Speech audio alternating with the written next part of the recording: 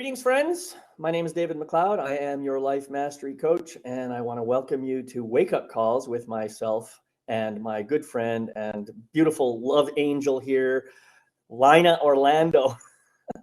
We're talking about things that help to open up the soul to what's going on in the world and to bring more of our spiritual nature into the present, and maybe a little bit less of the ego mind. That's really what wake up calls are all about. And today we're going to be talking about a topic that it kind of came up as part of our conversation, but the idea of luck. And so Lina asked the question, well, what's luck got to do with it anyway? And she did it in her perfect Tina Turner voice. It sounded so great. So welcome, Lina. Why don't you quickly introduce yourself and then we'll get started. Oh, well, thank you. I wish I sounded like Tina Turner, and wish I had her legs also, maybe more her legs than her voice. But anyhow, I call myself an awareness and ascension coach. Awareness because I help people become self-aware, aware that within us are two voices, that ego voice that you were talking about, and that true essence, the soul of who we are. Because as we become aware of those two voices, we can help the soul's voice ascend. And then that makes the ego voice recede. Eventually, you don't have to get rid of your ego, but you have to see it to begin to be clear that that's not the voice you want to keep feeding. You want to strengthen the voice of your soul. So that's what I've been doing for the past, since 2007. I don't even know how many years that is, 15, 16 years. And I love having these conversations with you because you understand that that is the process. So it's fun to have conversations with you. We feed off of each other and we expand each other's awareness. I know you do mine. And whoever listens to this, take what resonates, leave what doesn't. This is really a gift that David and I give to ourselves. And if you get a gift out of it too, then all the better. And if not, you know, what the heck? We're having a wonderful time here. Right. And just to be completely transparent, part of the story, we are on a path to try and share our messages to the world. And I know I can't speak for Lina, but I know for myself, what I have observed is that, oh my goodness, did you notice a change in the layout here? Yeah, I lost you there for a second. Hi, my camera turned off. I don't know what's going on. Let me just try that again. Okay. There we go. Okay, but the other thing is I'm seeing a big empty space at the bottom. Are you seeing that? Nope, I see the two of us. All right, well, I don't know what happened, but I'm just going to leave it alone now. Anyway, what I was saying is, as we were talking before we started the recording here, we both have these huge passion for sharing our message in the world.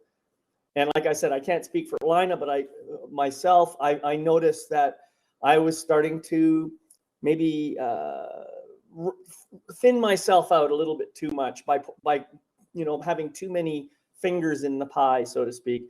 And so I'm having to kind of look at, well, what can I pull back on in order to focus more attention on the things that are really, really important to me. And that's a difficult choice because sometimes everything seems important. I don't know if you've had that experience, Lina, but I certainly do. It's like, what do I give up? It's all so great, it's all so fabulous.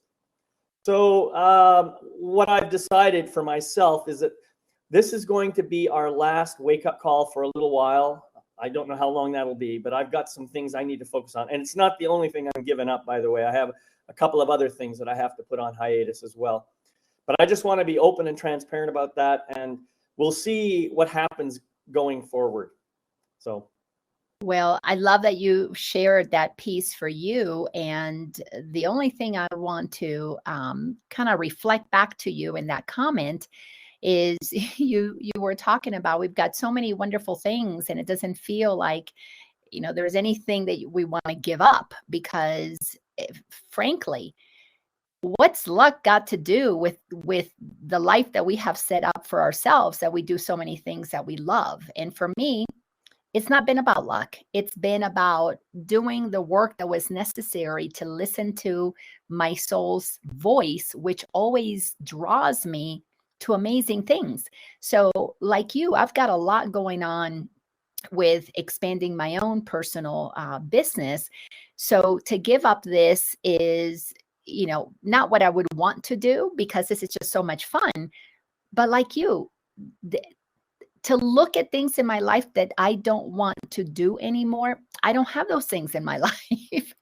I've been deliberately drawing to me, cultivating, creating, co-creating in this case, things that I love doing. But what I do know is that when I listen to that voice within and it lets me know, okay, put this one aside, we're going to move on to the next thing.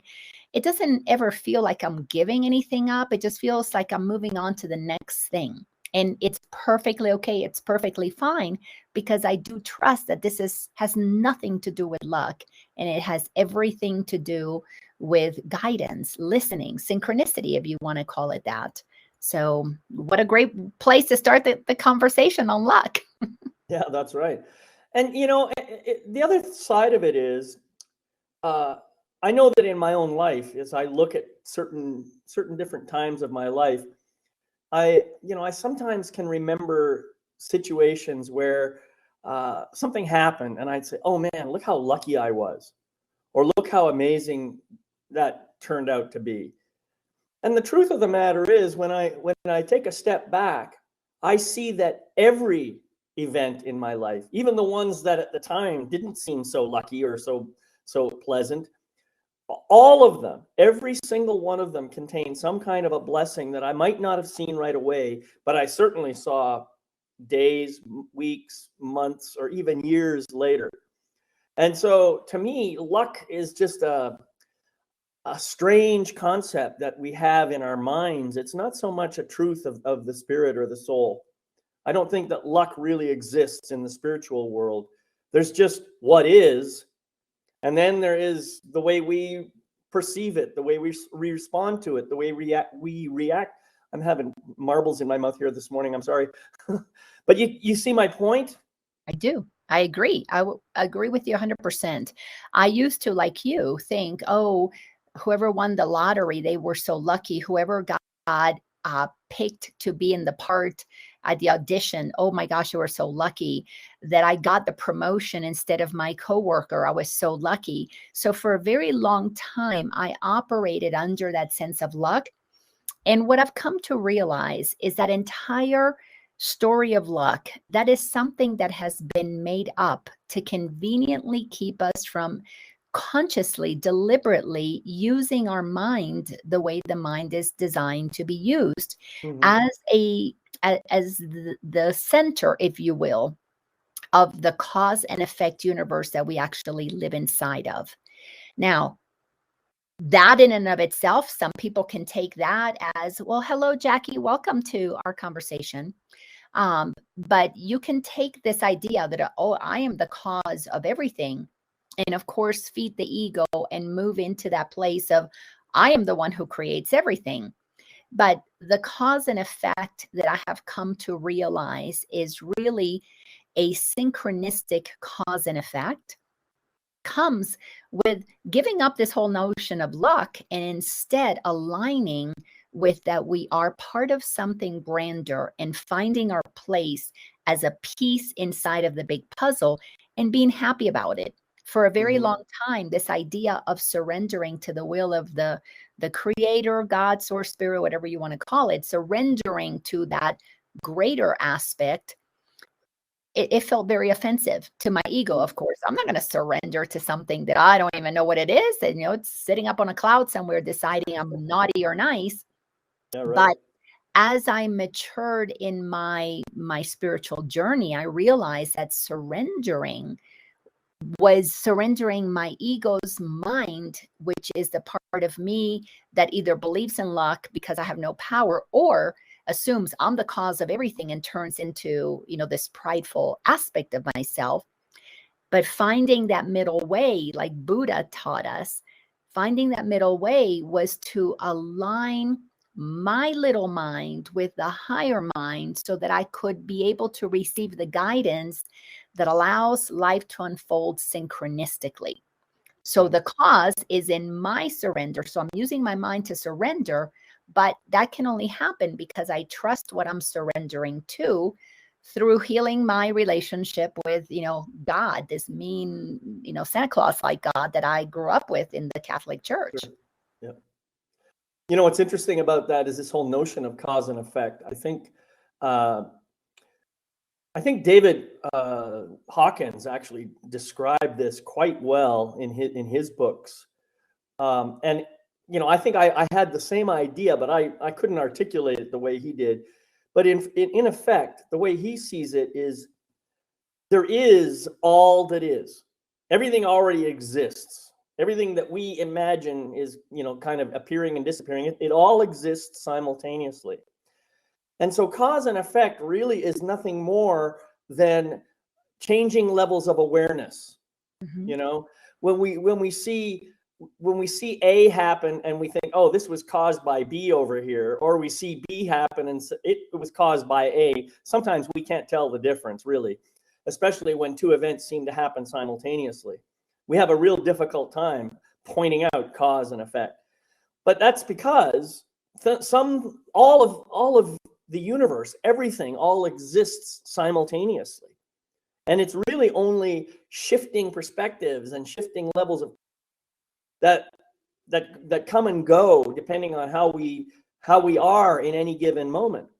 And if my ego mind happens to be kind of in the forefront, then it'll see things one way. And as it goes quiet and my spirit comes more into the forefront, then it sees things a different way.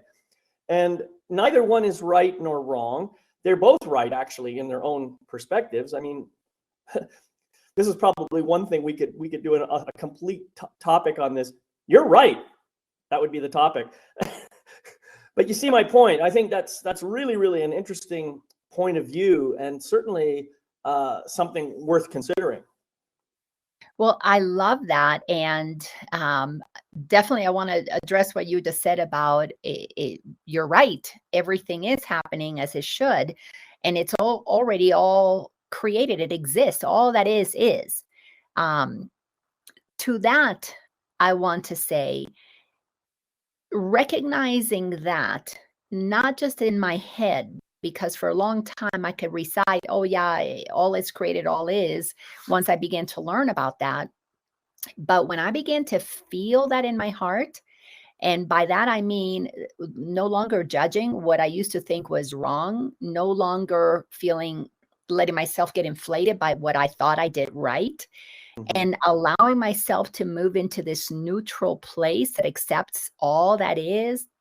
Oh my goodness. Not only did my peace increase incredibly, my joy about life exponentially expanded, because now, without rights and wrongs, there was nothing to judge. There was everything to enjoy. And from that place, now what could have been labeled wrong, and my goodness, when we look at the world today, we can see so many things happening.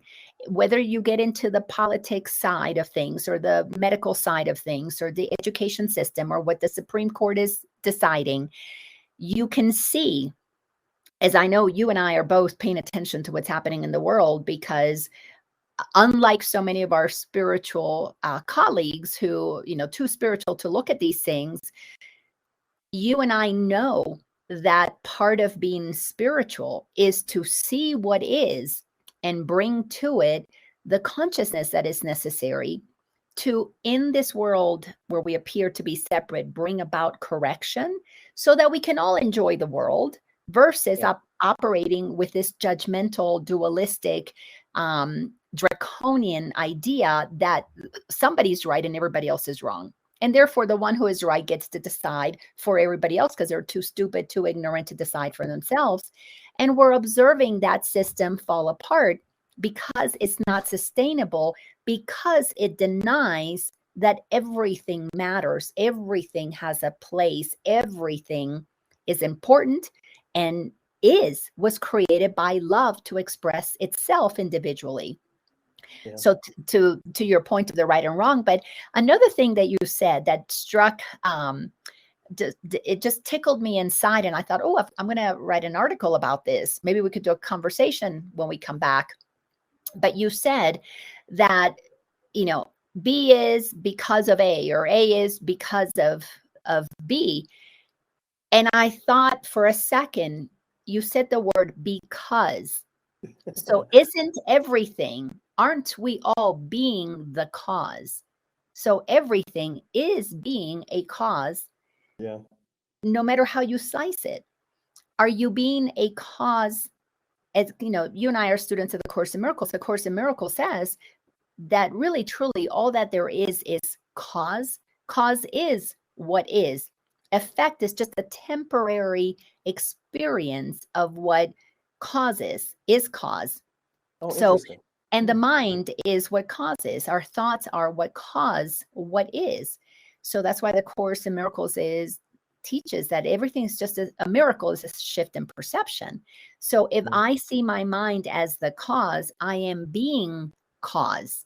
So everything is because I thought it into being.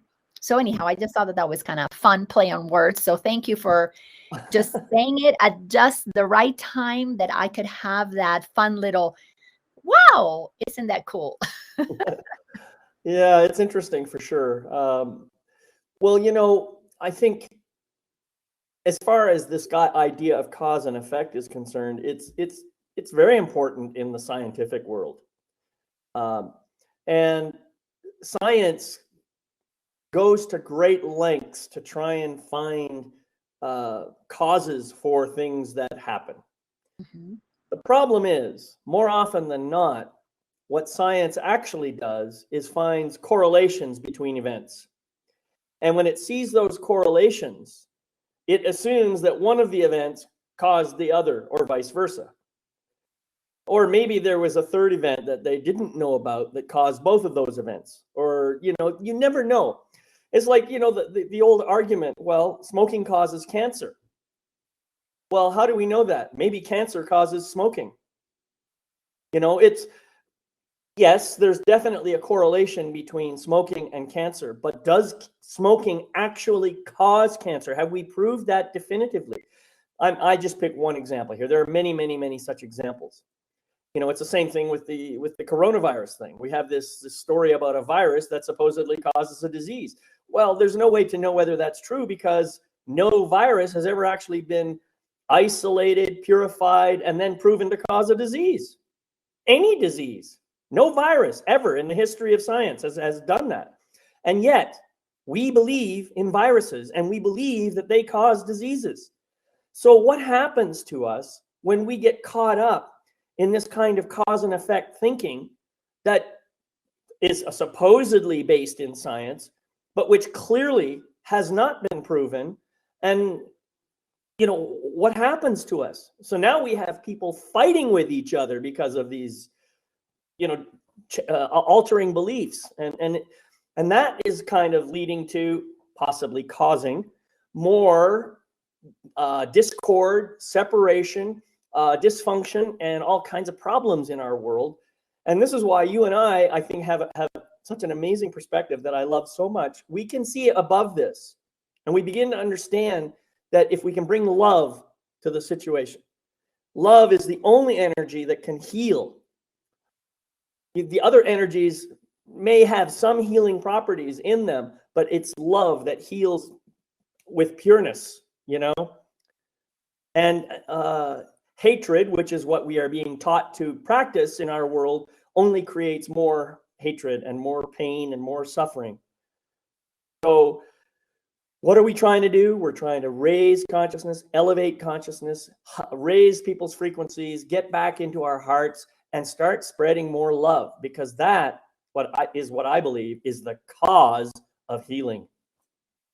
Well, I totally agree with you there. And, I'm so glad that you picked this topic of this whole virus thing, because if we just studied that alone, we could absolutely see the entire way this whole thing has gotten set up, and we would get to a cause.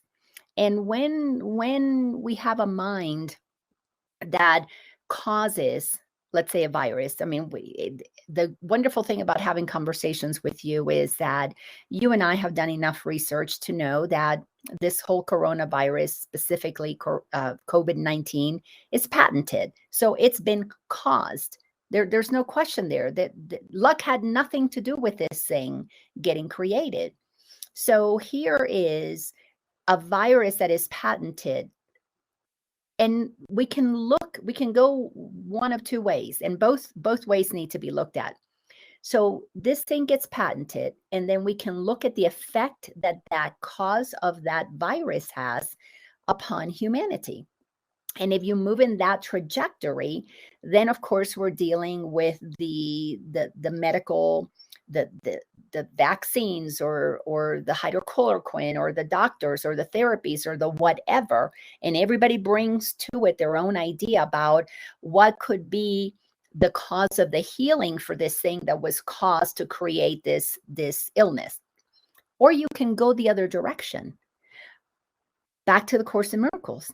If everything starts in mind, what was the mind thinking that caused the idea to create something that you patent that has a negative effect upon humanity? So the conversation is never complete if we don't go in both directions. Right. Because for us to find the true source of the suffering upon humanity, we are always going to come to a mind, because a mind has to start that process of instigating the suffering. It's a mind that is not aligned in doing the will of God once you understand that the will of God is love. So we know that only love heals. We know that only love brings about unity and community and collaboration and co-creation and cooperation, because love's characteristics of kindness and acceptance and gentleness and compassion automatically lead to healing, because it seeks to correct everything that is out of alignment. But the mind that is not operating from that place of gentleness and kindness is a mind that is going to be okay with beginning the ball rolling with something that is going to cause suffering in the world. And we can go to so many minds. We can go to dictators. You know, I grew up in the Dominican Republic, and we had a dictator. And interestingly enough, so a little tidbit about me, this is a little aside that you had no idea about. And I'm just choosing to become more deliberate about understanding this. But my mother was actually involved with the smuggling of information that supported with the assassination of that dictator in 1963. Mm-hmm. And her grandmother, which is really fascinating, her grandmother is in the history books in the Dominican Republic for being a gun-carrying woman who helped fund the liberation of Cuba back in the 1800s. So anyhow, there's a lot of warrior in my family, in my lineage, a lot of gun packing. No surprise there. So that I have come to this gentleness in my life is really fascinating. But now I'm realizing I need to activate the warrior in me so that my gentleness can basically take on, just move into the world in a much more deliberate way as a patriot, as a warrior for truth. But anyhow, we have been trained in believing, oh, I'm lucky because I didn't get the virus, or I'm lucky because I got the vaccine, or I'm lucky because I didn't catch, whatever that person had. And all of that supports the ignorance that humanity operates under. I know I did for a very long time, this veil of ignorance that blocks us from questioning, where did this really come from? And move into searching the true cause of all things.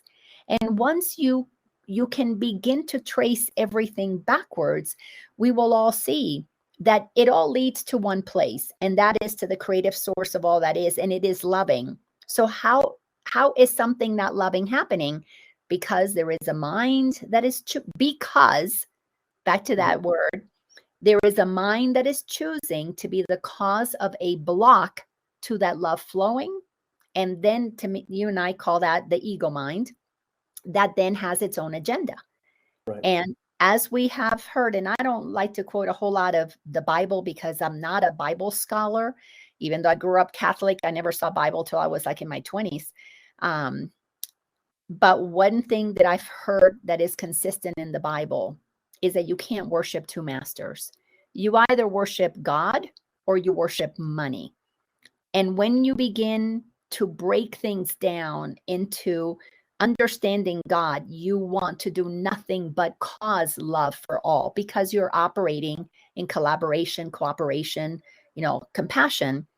So how does money become, loving money, letting money be your master? Where does that come from?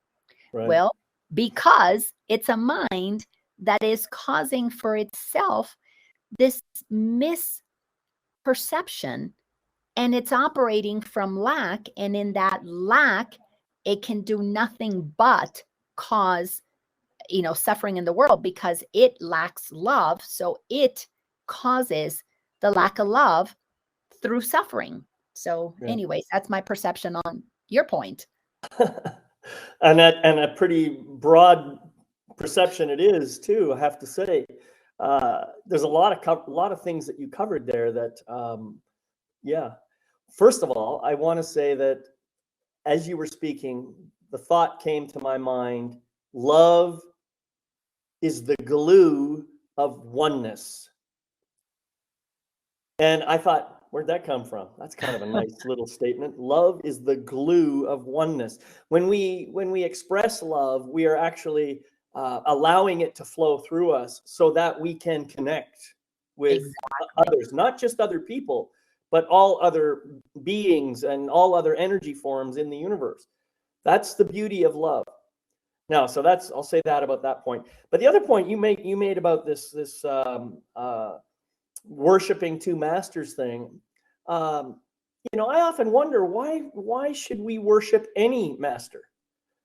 That's a question that's always come up for me, and I know that people who are religious will get angry with me because they want to worship God and they believe that that's important.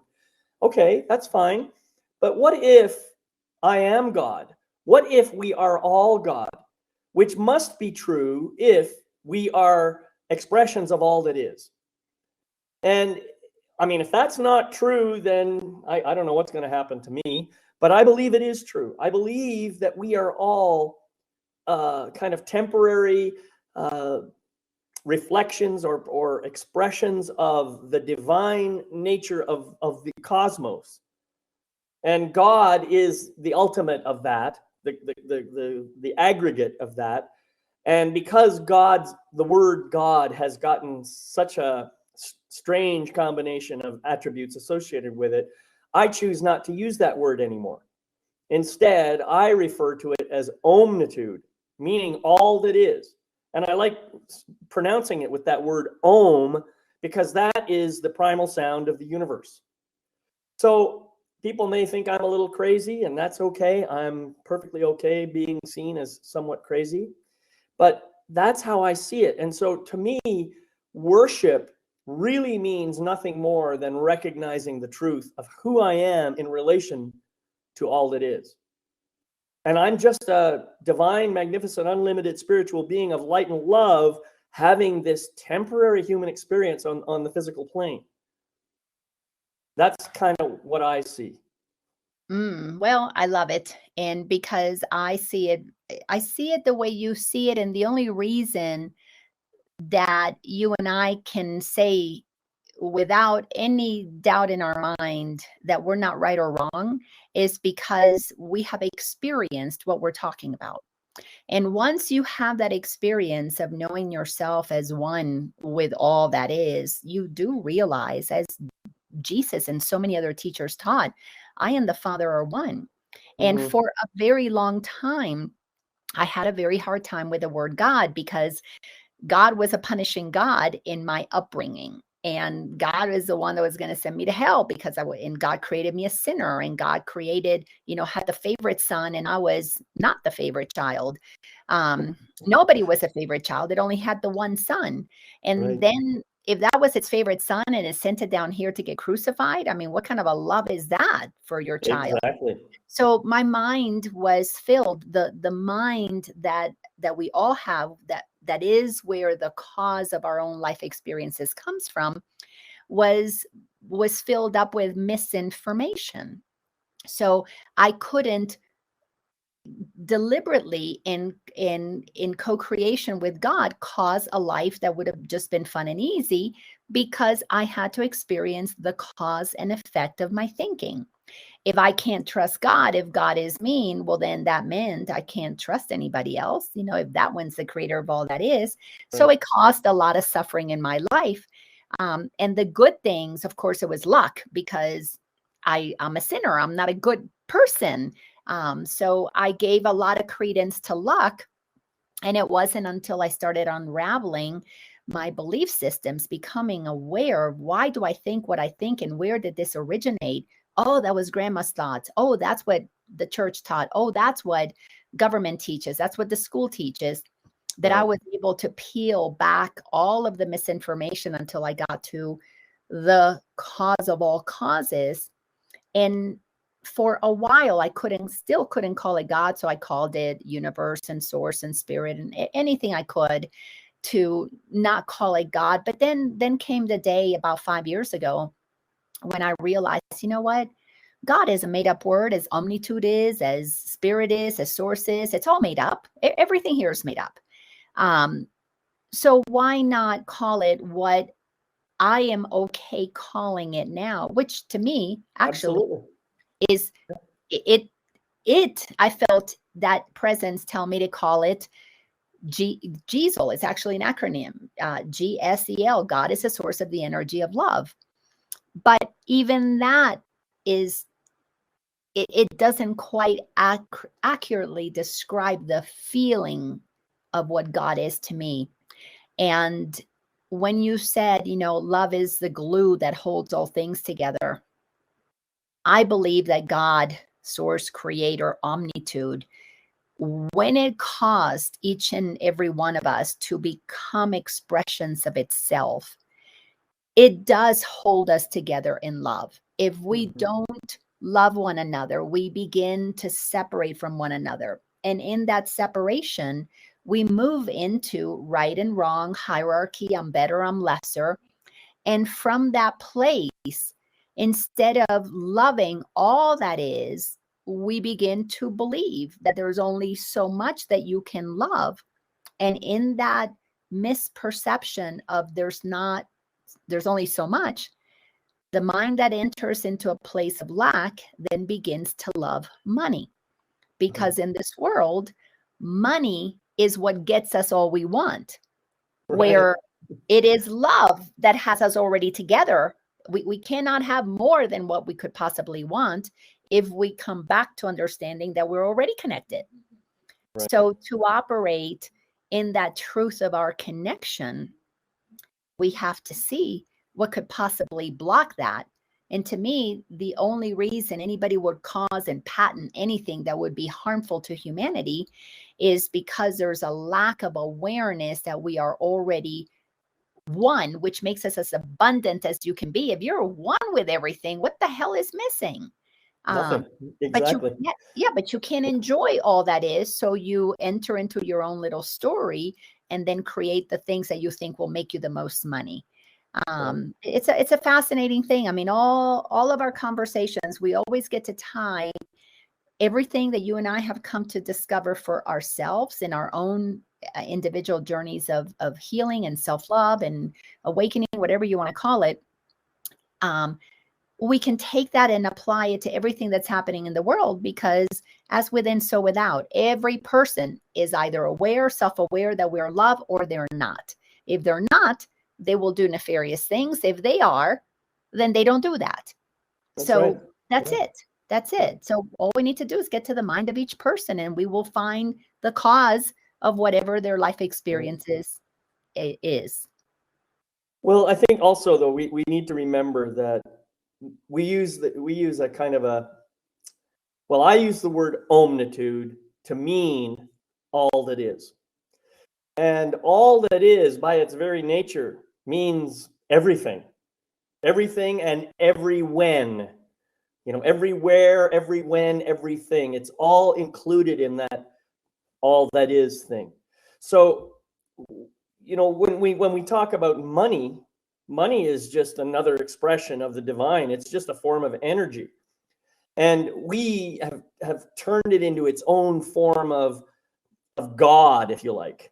And so in our ego minds, we have the choice between this God over here with the white beard and the sitting on the cloud thing, or this big pile of money over here that's going to make me happy. In truth, neither one of those is a realistic thing to worship. You know, money has a purpose, just like a hammer has a purpose. You know, you can use a hammer for bad things just as you can use money for bad things. If you use a hammer for the purpose for which it's intended, then it can be very supportive and helpful, and it can help you build things. If you use it for purposes for which it was not intended, you can create a lot of damage. Same is true for money. And in fact, we could pick pretty much any item that you could choose to name and say, yeah, it can be used for good or bad. It's our choice, really. And so what it comes down to is, and I think you hit this right on the head, you said all of us are expressions of all that is. All of us are expressions of omnitude. All of us are expressions of God. And if we choose to remember and stay connected to that knowing of our connection, then we will live the appropriate kinds of lives. But if we choose instead to separate ourselves and start to imagine that there's a divide between me and everyone else, everything else, then that is when we're going to start seeing the dysfunctional behavior. And that's precisely where we are right now in this world. We have so many people who still believe that they're separate, that they are somehow not able to connect, if you like. If they could just take a breath, just a breath, and reconnect to the truth of who they are, all of a sudden they would awaken and they'd realize, oh, I have been living an illusion. And then they might be able to start seeing other people differently, and behavior then would just change magically. And of course, the question then comes up, well, all right, so what does luck have to do with it? Well, that's a great question, because you were talking about the hammer and the pile of money and the God on the cloud.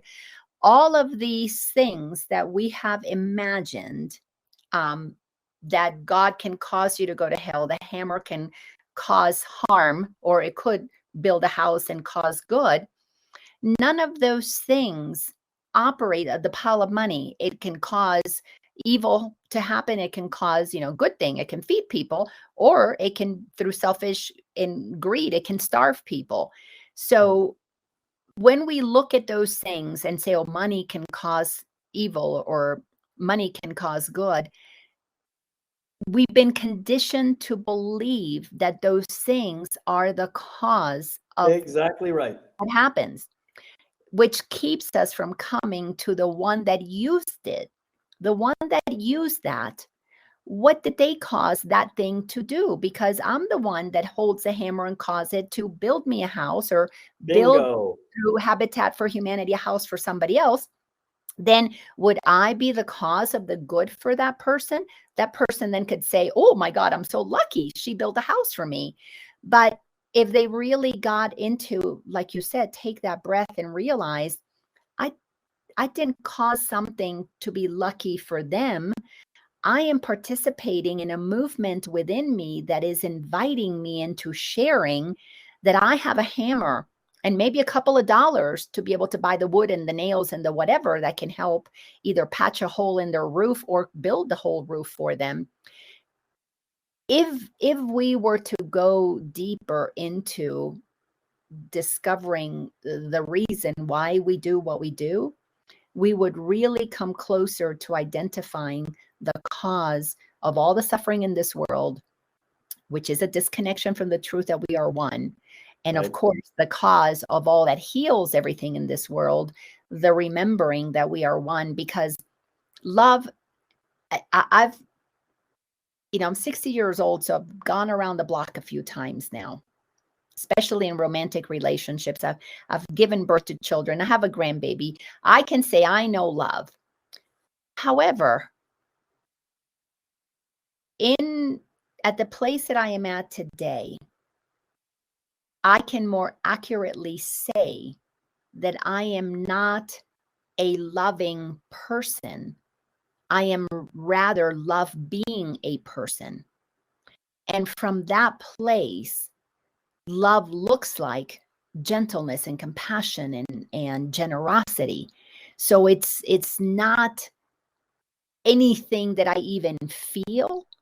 It's a beingness that when I'm not being that, I feel the block of it. I feel the discord of it, which of course then it's my reminder of what to correct. But in truth, nobody would ever cause any harm to another. Nobody would ever cause any suffering if we really discovered what we are. And that has nothing to do with luck. It has everything to do with a decision to begin to get to the root cause of what is happening to us. And of course, you and I know that requires an incredible amount of courage.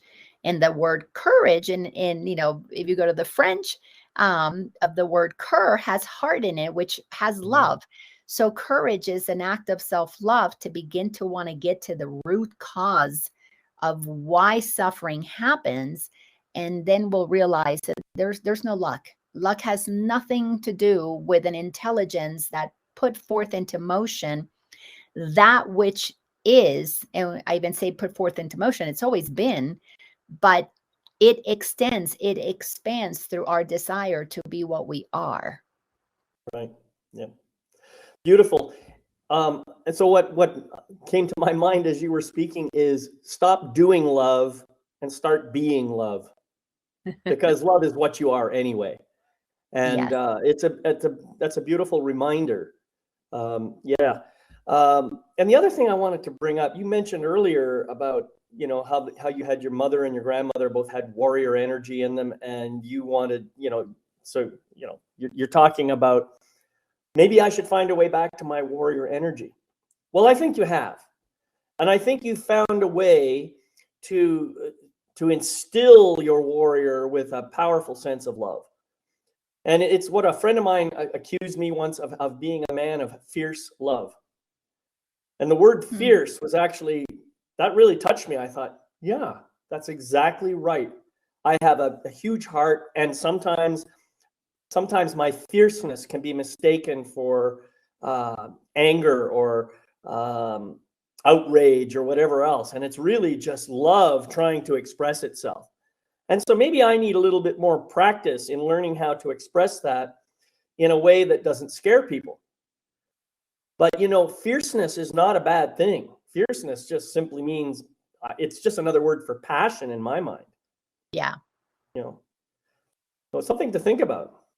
Yes. No. I love that. One of my children, one of my sons, I've got two sons, one daughter, but one of my sons is feeling this call into his warrior energy. So we've been talking a lot about, my grandma or my mom, his grandmother, and then my great grandmother. And so he's wanting to learn, and not that he's looking to carry a gun to hurt anybody, but he's beginning to realize that in this world, when we are disconnected from the truth of who we are, we can do a lot of harm.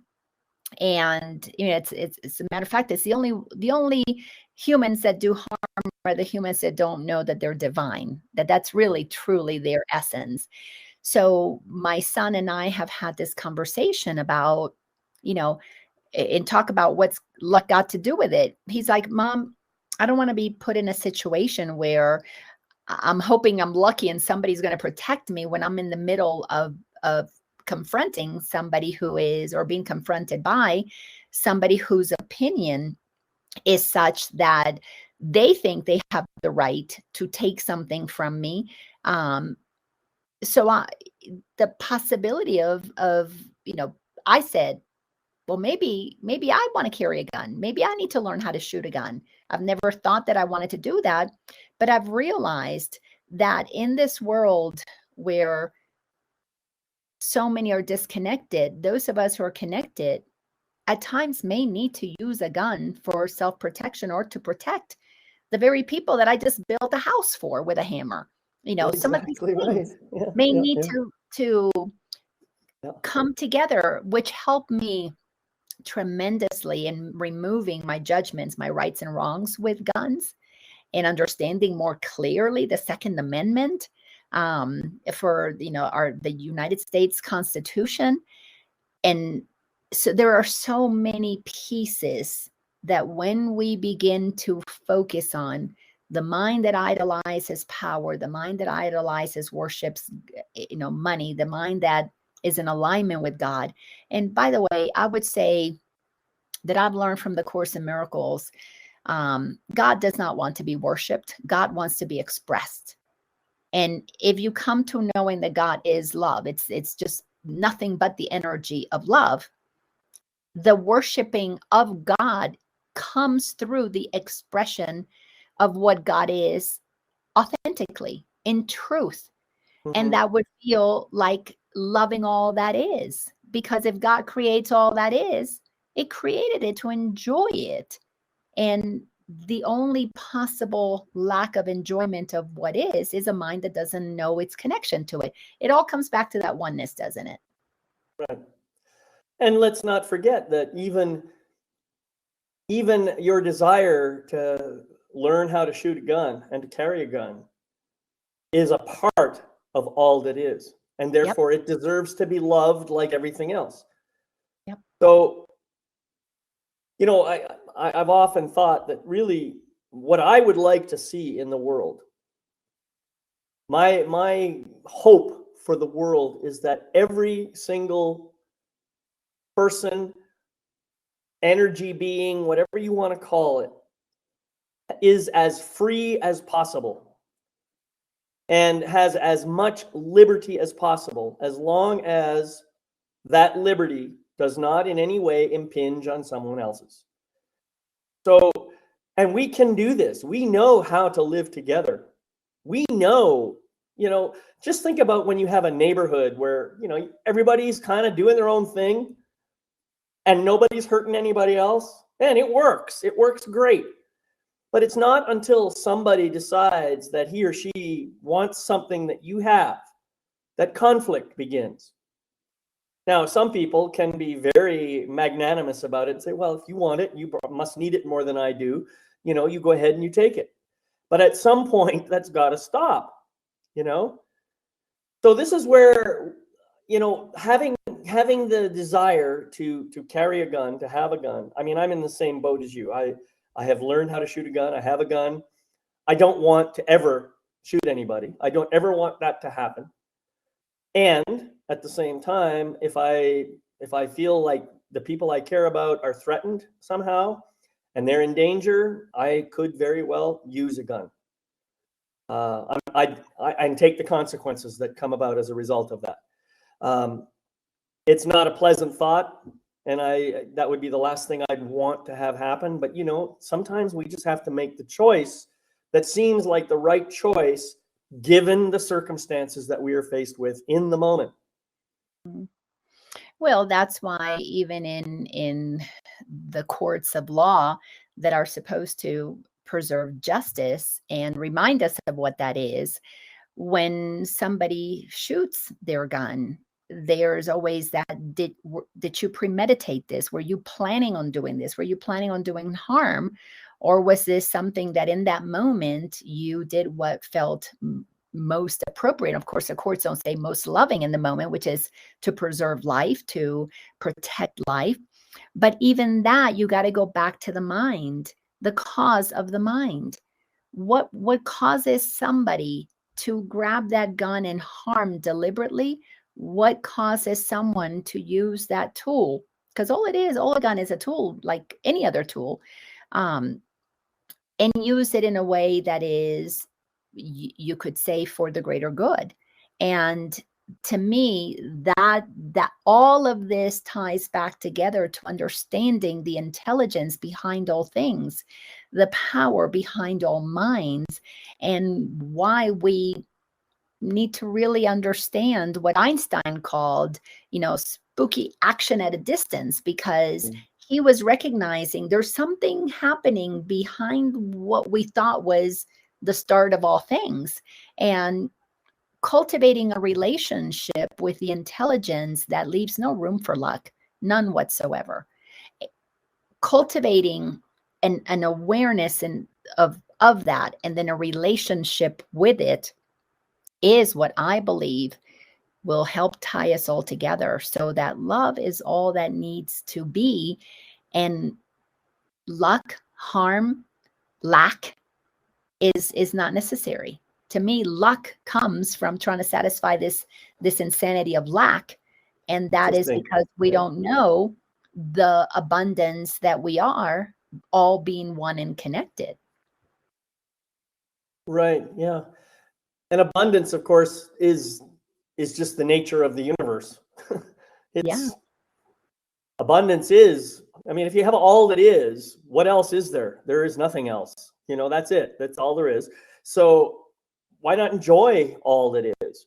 Yeah. And if you are experiencing lack in this moment, ask yourself, well, what is it about my thinking or my mind or my ego or whatever that's causing me to believe that there's not enough for me? What is it that's leading me to this imagination that there just isn't enough? What if I could open myself up, feel the love in my heart? Could I suddenly become more open to the inflow of abundance into my life?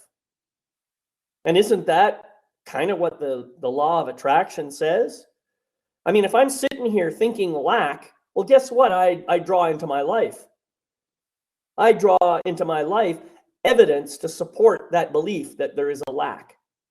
Things start to disappear out of my life. I mean, they don't really disappear, but my awareness of them disappears. You see?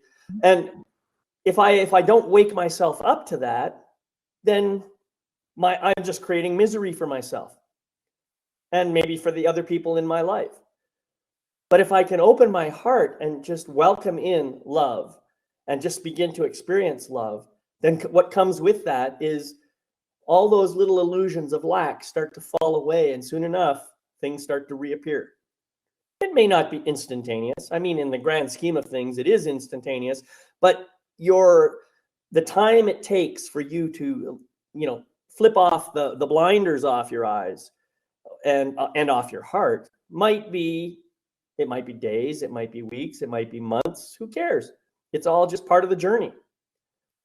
So give yourself permission, I say, to feel the love coming in and feel the abundance that comes with that, and allow your experience of lack to get smaller and smaller and smaller until you lack. Wouldn't that be nice? Oh, I love that. So whenever we reconvene and do some of these conversations, we may want to add that to the topic. Lack. Oh, that was just so perfect and so beautiful. And what a way to kind of tie it all back and bring it into that place of, it goes back to our mind. The mind that is thinking lack is going to attract it. That's why we have the law of attraction.